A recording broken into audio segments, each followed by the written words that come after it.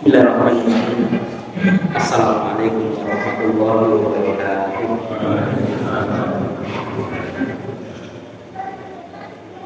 Alhamdulillah alladzi arsala rasulahu bil huda wa dinil haqq liyudhhirahu 'ala ad-dini kullihi walau karihal musyrikun. Asyhadu an la ilaha illallah wa asyhadu anna Muhammadan 'abduhu wa rasuluh. Allahumma sholli ala Muhammad wa ala ali Muhammad kama shallaita ala ali Ibrahim innaka Hamidum Majid. Bapak-bapak, jamaah sekalian rahmatullah.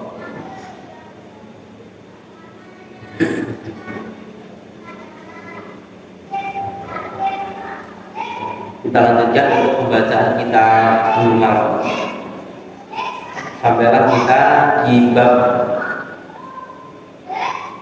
asyhadati.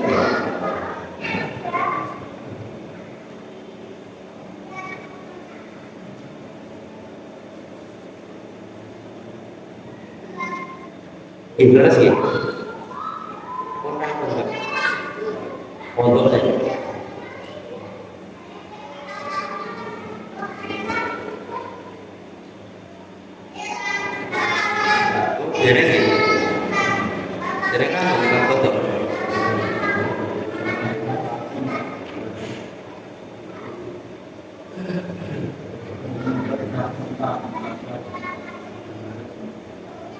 Hadis nomor kita. Oh, tadi.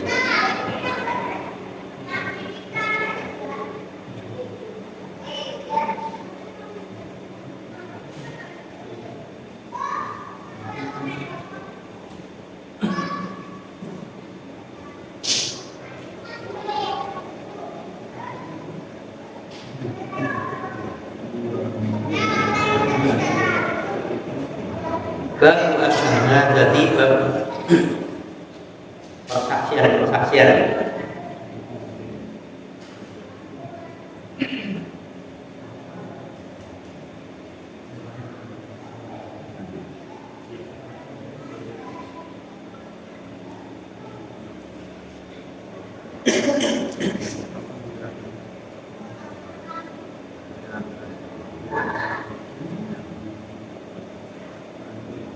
Seribu 217.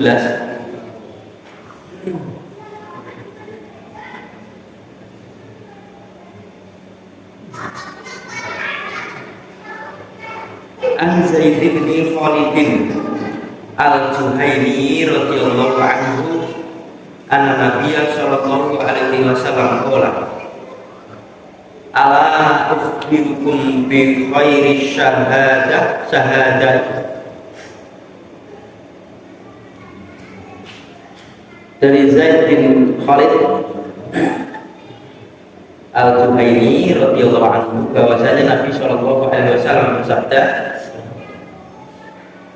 maukah aku kabarkan kepada kalian bi khairi, dengan paling baiknya asyhada,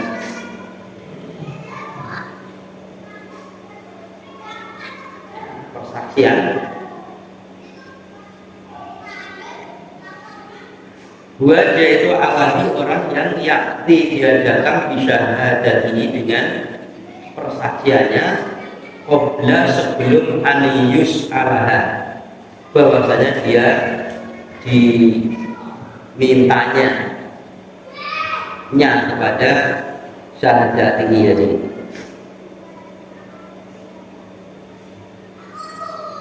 Untuk pertanyaan apa yang disabdakan oleh beliau kepada sahabat, maka kalian, saya beri kabar, yaitu orang yang bagus dalam persaksiannya.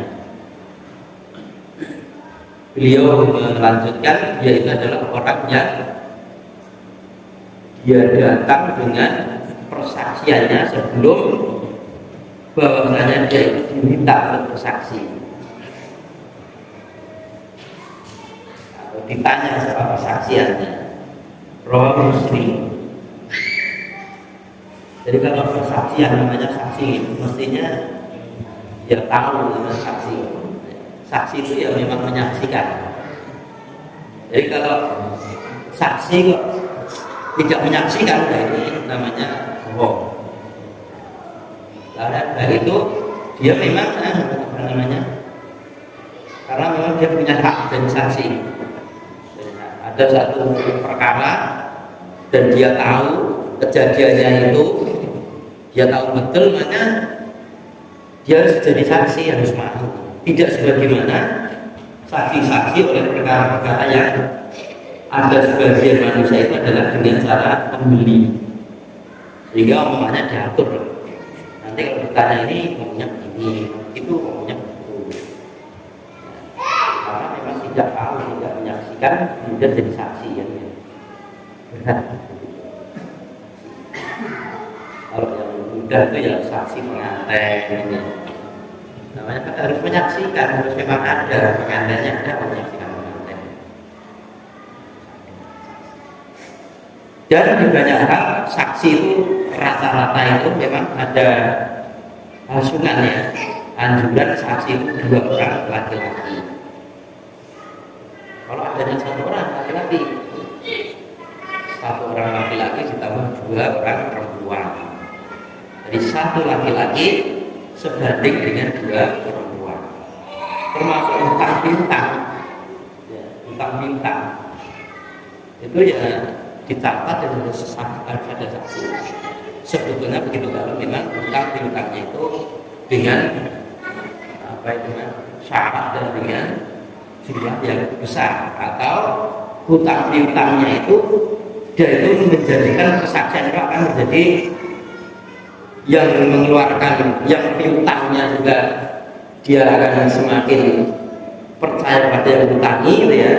Jadi kepercayaan dia tidak akan berbohong. Terus malah yang menghutangi juga lebih percaya lagi ada saksinya. Jadi kalau terjadi masalah, maka harus ini saksi ini harus bicara apa adanya. Ini di surat Al-Baqarah itu ada tentang dain ya, tentang hutang. Itu namanya surat di Al-Baqarah, bahkan juga di Al-Baqarah itu ayat terpanjang setengah halaman. Itu merembuk bab hutang, sampai diulang, ditulis, kemudian diadakan saksi. Itu kalau saksi hutang. Dan persaksian itu kadang-kadang diperlukan ya lebih urgent lagi, urusan-urusan yang memang di belakangan hari itu menjadikan satu permasalahan. Maka awalnya harus ada saksi di tanah dan lain sebagainya. Intinya persaksian itu diatur dalam Islam.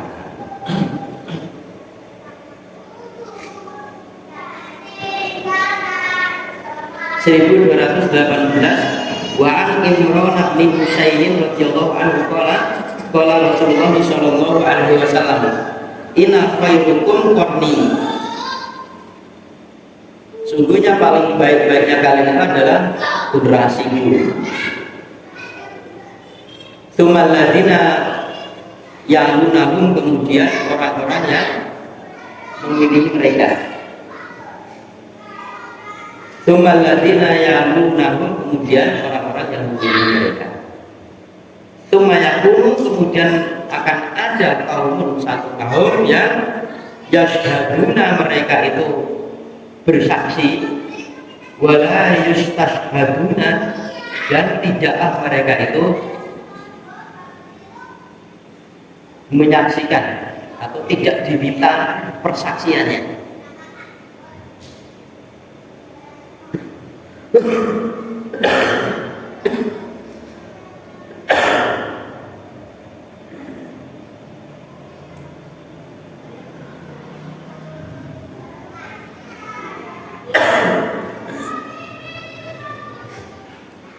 Wa yakununa, dan mereka itu berkhianat.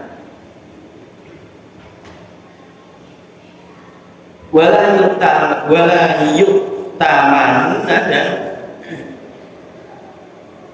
mereka itu tidaklah beramanah.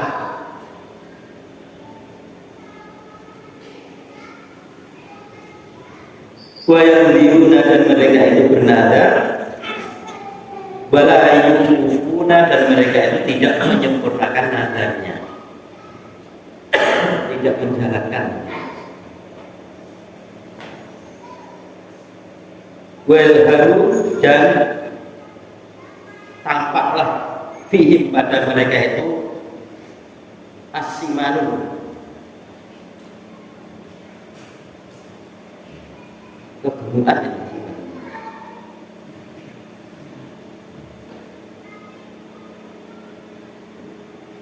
Muttafaqun alaihi, disepakati asasnya.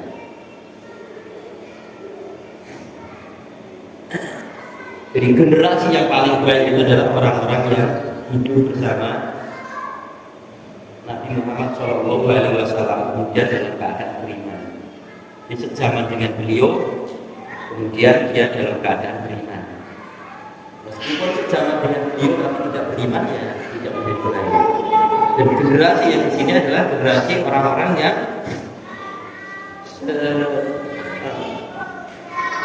orang-orang yang beriman, orang-orang yang mereka itu meyakini bahwasanya ya kalimat itu syahadat tadi tidak ada ilah dari Allah, kemudian bahwasanya Nabi Muhammad utusan Allah, kemudian masuk Islam dia, kemudian mengangkat sebagai Rasulullah SAW sebagai pemimpin. Ya sebagai Rasul lah, itu paling baik-baiknya. Tidak akan terulang lagi sampai kiamat. Masa-masa zamannya Nabi Muhammad SAW. Setelah itu, ya setelahnya Nabi wafat, kemudian masanya sabar. Setelah itu sudah masanya Nabi tidak ketemu Rasul, tapi dia ketemu sahabat. Setelah itu sudah akan ada satu kaum yang mereka itu bersaksi padahal dia tidak tahu, tidak menyaksikan, bahkan mereka tidak diminta penasihat, tapi menawarkan diri untuk menjadi saksi. Kemudian khianat, ya tidak amanah, yang diberi amanah ya disia-siakan. Amanah itu sesuatu barang yang mesti diberikan wujudnya sesuai dengan apa yang dia terima. Kalau omongan ya sesuai dengan yang dia terima. Sementara yang namanya amanah, kalau duit itu juga duit tidak mungkin tambah, mungkin tambah. Sudah sesuai pas itu sudah bagus. Tapi kalau amanah umuman kadang-kadang tambah. Ya, omongannya begini benar tambahin dan lain sebagainya. Ya. Terus ada juga orang yang bernadar kemudian tidak menjalankan nadarnya. Padahal mampu. Tampaklah pada mereka itu kegemukan. Simak orang-orang yang gendut ini. Kenapa? Kan di zaman sahabat itu kan jarang orang gendut, jarang orang gendut. Ya ada,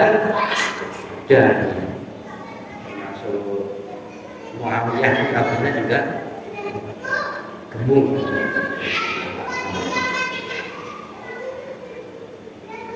Tapi ya namanya sahabat ya baik, baik.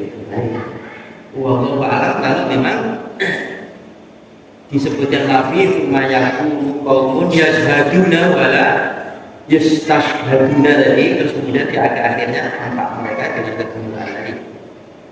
Jadi dilihat dari sini orang itu persaksiannya hanya urusan dunia, untuk mengenyangkan mulutnya, membesarkan badannya saja, urusannya ya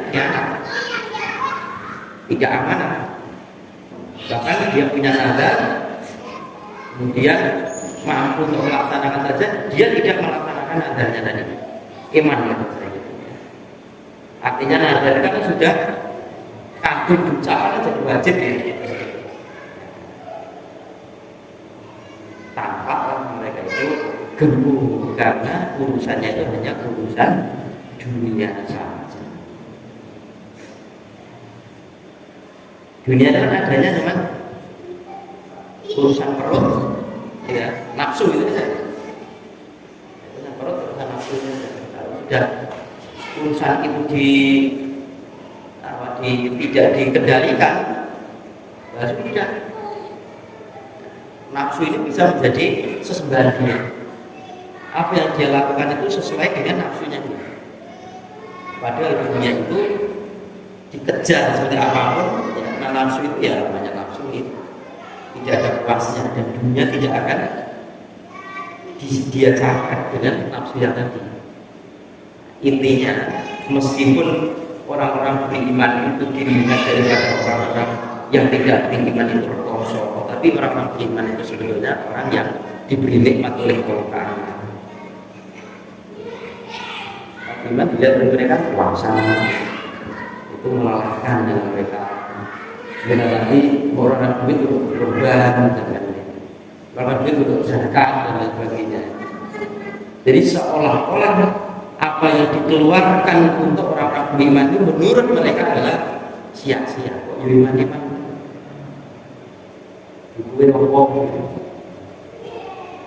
Ini kalau orang yang menginginkan kejujuran saja, saya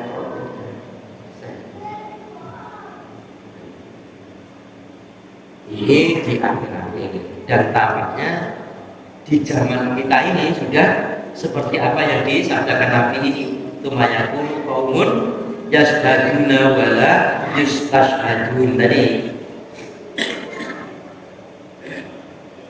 Banyak pengadilan itu nawati pani bayar biro.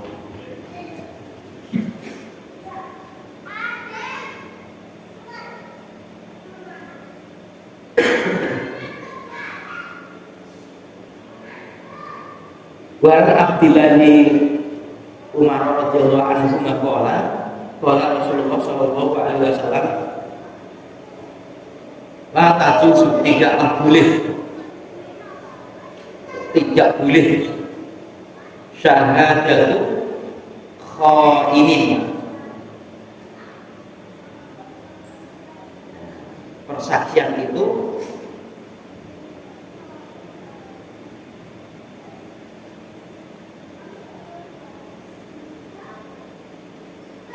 orang yang kiamat tadi, wala khainatin, dan ini adalah bentuk mudzakkar laki-laki yang kianat, kemudian wala khainatin ini adalah perempuan yang suka kianat, adalah kianat. Baik laki-laki maupun perempuan yang sudah dikenal sebagai pengkhianat maka tidak boleh dijadikan saksi. Wadhi gomarin, dan tidak boleh menjadi saksi orang yang mempunyai pendendam, masa dendam ala akhihi, pada saudaranya. Wala tajuzu, dan tidaklah boleh syahadatu, persaksian al-khani, orang yang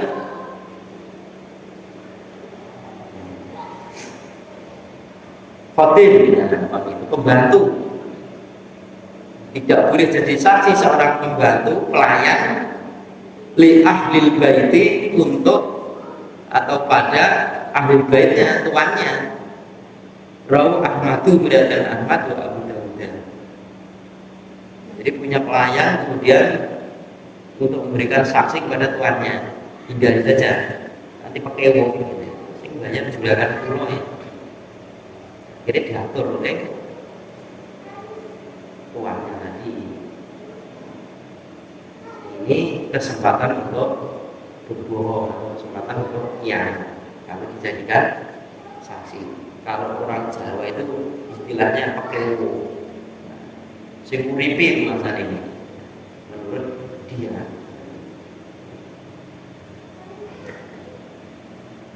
dari orang-orang yang baik laki-laki maupun perempuan kalau sudah terkenal atau dikenal dia itu sebagai pengkhianat, maka tidak boleh diangkat sebagai saksi. Jangan lagi disuruh menjadikan satu kesaksian, nanti tiba waktunya dia itu untuk mengutarakan apa yang dia saksikan, nanti bicaranya berbeda. Nah, maka saksi harus lebih dari satu itu. Satu khianat nanti ada di satu.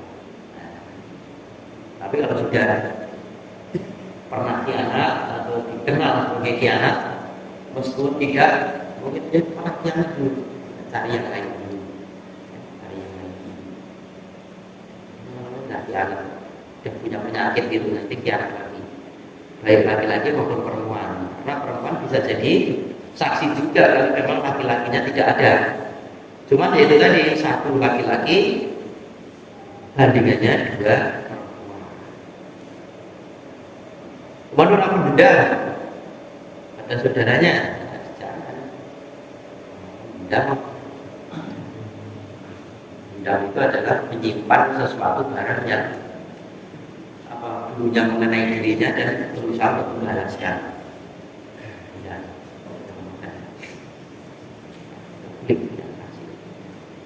Intinya persaksian itu dalam Islam itu perkara-perkara yang menjadikan kebelakangnya itu ruwet itu, menjaganya itu, maka hendaklah diperhatikan, diadakan satu saksi. Dan itu tidak mudah lagi jadi saksi itu. Saksi apa saja tidak mudah. Saya pernah tahu kalau saksi penghitungan suara pilpres atau caleg kan orang-orang sah.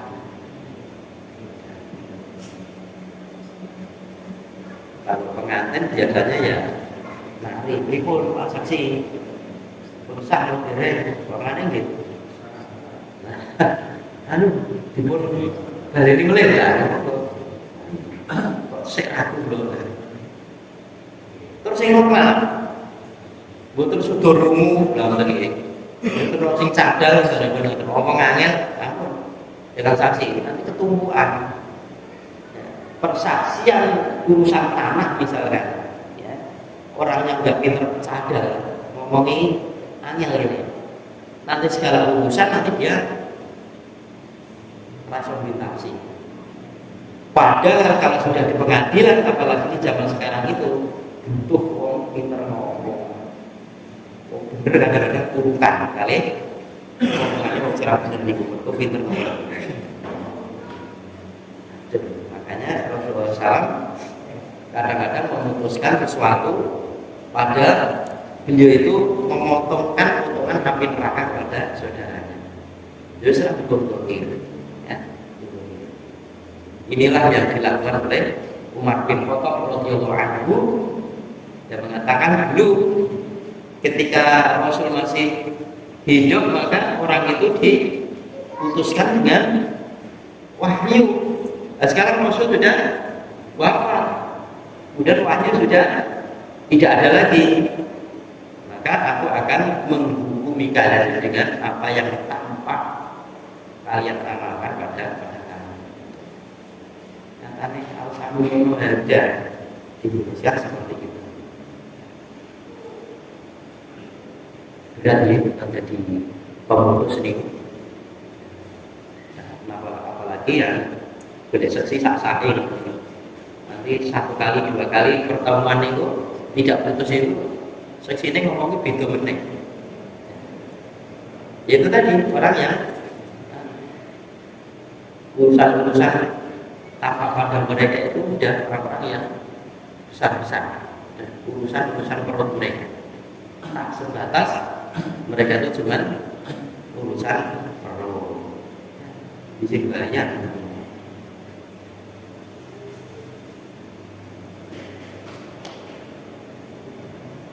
Insya Allah dapat dipahami dalam hadis tentang persaksian ini. Wa an Abi Hurairah radhiyallahu anhu anahu sami'a Rasulullah sallallahu alaihi wasallam la tajuzu sahadatu badawiyin ala sahibi qaryatin. Rawahu Abu Dawud wa Ibnu Majah.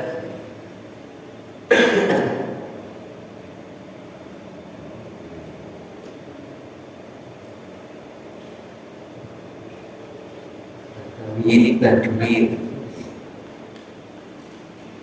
Tidaklah boleh sebagai saksi orang-orang Badui pada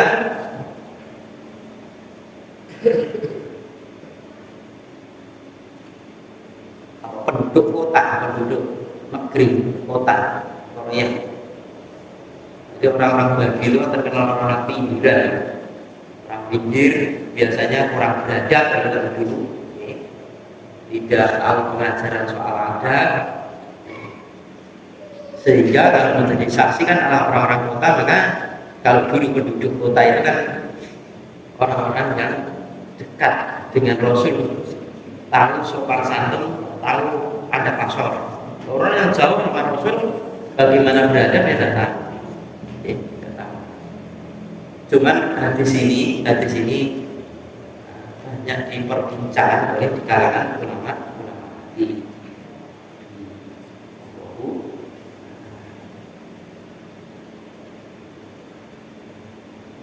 sekarang kan berbeda. Bahwa justru orang-orang di desa-desa itu orang yang ada pasornya, sopan santunnya itu lebih tinggi dibandingkan dengan orang-orang yang kota. Itu sudah taruhlah orang Jawa Tengah kan terkenal orang halus itu. Apalagi kalau sudah orang Jawa itu disebutkan Solo atau Jogja, orang Jogja. Ya, jadi seolah-olah Jawa Tengah ini anaknya Solo atau Jogja. Yang itu yang terkenal halus. Kita kan tidak halus ya. Kalau orang jenengan itu termasuk halus. Itu orang Jogja saja dulu dengan sekarang itu sudah berbeda jauh. Berbeda jauh. Orang-orang naik Solo, naik Jogja, mereka sudah alam, halus, seperti ya. Sampai bahasa-bahasa sing damel apa niku enten wonten acara nopo nang bahasanya masyaallah tadi wis ora iso terjemahke mati mau apa kan sing ngomong dhewe niku nek ditakoni iki bener bisa apa itu ngono kuwi kan dadi pun pakem bahasane ngoten iki bahasa karonan halus gitu. Wow, alam terus karena ada kesopanan itu juga berbeda-beda masing daerah. Kita membukukan badan di hadapan orang tua itu mungkin sopan, tapi di daerah lain itu justru dianggap menghina. Ngece lah ini, bungkuk lah kita jadi. Jadi seperti itu. Nah, juga berbeda-beda. Orang di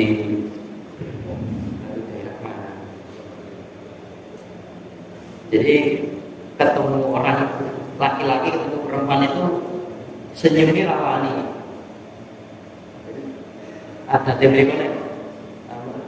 Senyum sama istri orang itu bahaya. Kalau kita kan masih aman-aman saja. Asal sing wajar oke. Senyum. Tidak ada alasan ini. Berbeda-beda. Begitu juga bahasa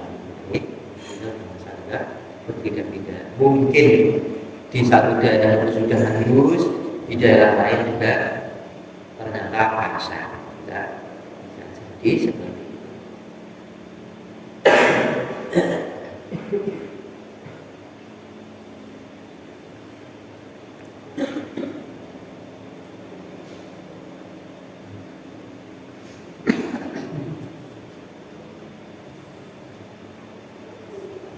1221 wa an Umar bin Al-Khattab radhiyallahu anhu bahwasanya dia Umar bin Khattab radhiyallahu anhu khotobah, berkhutbah. Fakola maka berkata Umar bin Khattab dalam khutbahnya, inna unasan, bahwasanya para manusia, kanu adalah mereka itu yukhoduna, mereka itu mengambil hukum bil wahyi, dengan wahyu. Ini fi ahdi Rasulillah sallallahu alaihi wasallam, di zaman atau di masa Rasulullah sallallahu alaihi wasallam. Wa inal wahya, dan sesungguhnya wahyu, sekarang wahyu itu qadain qata'ah, sungguh telah terputus karena Nabi telah wafat. Wa inama, dan sesungguhnya tiada lain, na'khudhukum, aku itu mengambil keputusan kalian al-ana, sekarang ini, bima dhuhir lana, dengan apa yang telah tampak pada kami, minal akmalikum, dari perbuatan kalian. Rawahu Bukhari, meriwayatkan hadis ini Bukhari. Ini tadi saya sampaikan, ternyata di sini tadi. Jadi satu ketika Umar bin Khattab itu berkhutbah. Dalam khutbahnya itu dia mengatakan, inna unasan kanu yukhaduna bil wahyi fi ahdi Rasulillah sallallahu alaihi wasallam, dan seterusnya. Sesungguhnya orang-orang itu dia mengambil hukum-hukum itu dengan wahyu di masa Rasulullah. Nah sekarang wahyu itu kan terputus karena Nabi telah wafat. Nah sesungguhnya tiada lain itu mengambil keputusan sekarang ini dengan apa yang tampak pada kami ini dari perbuatan kalian. Bohong ya, apanya kalian seperti itu. Apa memutuskan dengan keputusan karena tidak ada wahyu. Inilah yang dipakai orang-orang sekarang. Maka lebih berhati-hati lagi untuk memutuskan segala sesuatu. Maka dalam hal ini maksudnya saksi ini berperan penting dalam hal keputusan ini, karena nanti akan diminta persaksiannya. Orang semua pegang laporan itu sudah ya, betul apa yang disampaikan Bapak itu, betul hakim ya, boleh saya menyaksikan macam gitu. Saksi satunya boleh saya juga menyaksikan persis seperti apa yang disampaikan itu, misalkan ini ya. Padahal mungkin bohong, saksinya bisa dibeli, ya. Ucapan-ucapan dia, ucapan-ucapannya dusta, maka sudah saksi dua-duanya begitu, ya. Kemudian orang yang menuntut juga begitu, ya sudah memutuskan dengan apa yang tampak pada beliau dan apa yang diamalkan oleh mereka, ya, penuntutnya. Sekalian ya, urusan din ini bukan urusan yang sepele, urusan yang pokok buat kita, cuma orang menyampingkan. Sampai-sampai Imam Syafi'i yang mengatakan dalam penafsiran surat Al-Asr, wal asr ilal insaan, seandainya Al-Quran itu tidak turun, ada surat Al-Asr saja, Muslim ini tidak bagus. Karena apa? Yaitu Allah sumpah masa orang itu dalam keadaan kerugian kecuali beriman kepada Allah. Kemudian dalam keadaan iman itu dia itu mau menasihati dan tolong menolong, kemudian dalam keadaan kesabaran, ya, baru orang-orang yang tidak kerugian. Yang dimaksud di sini, seandainya kita ini diperintahkan oleh Allah Ta'ala itu supaya beragama dengan benar, berpegang teguh dengan Quran dan Sunnah. Oh sudah misalnya, tidak cukup dengan begitu. Adakah kita menyempatkan kepada orang lain supaya orang lain itu juga melaksanakan din al-Islam ini ya benar juga sebagaimana orang yang sudah melakukan dengan teguh dan benar tadi. Kalau kita sudah menjalankan aturan dini sudah sabar, maka sampaikan kepada orang lain supaya kesabaran juga, karena orang-orang melakukan kebaikan ini akan mendapatkan ujian yang sudah pasti.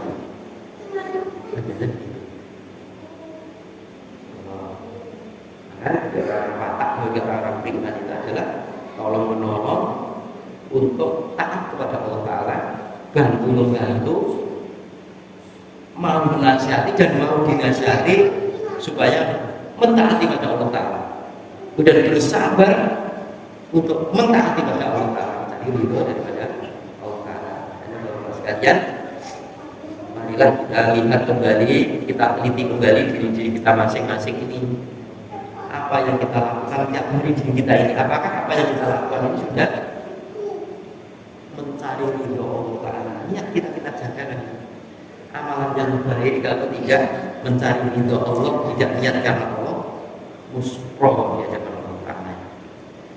Bapak sekalian, ya, menuntut ilmu sebagai kewajiban. Setelah kita tahu ilmu, sampaikan kepada orang lain. Jangan berhenti pada kita.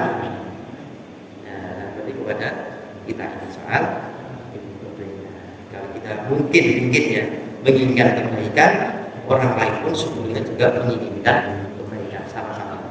Ini yang disampaikan Pak Abdul Qadir Haja. Astagfirullahaladzim. Alhamdulillahirobbilalamin. Assalamualaikum warahmatullahi wabarakatuh. Waalaikumsalam.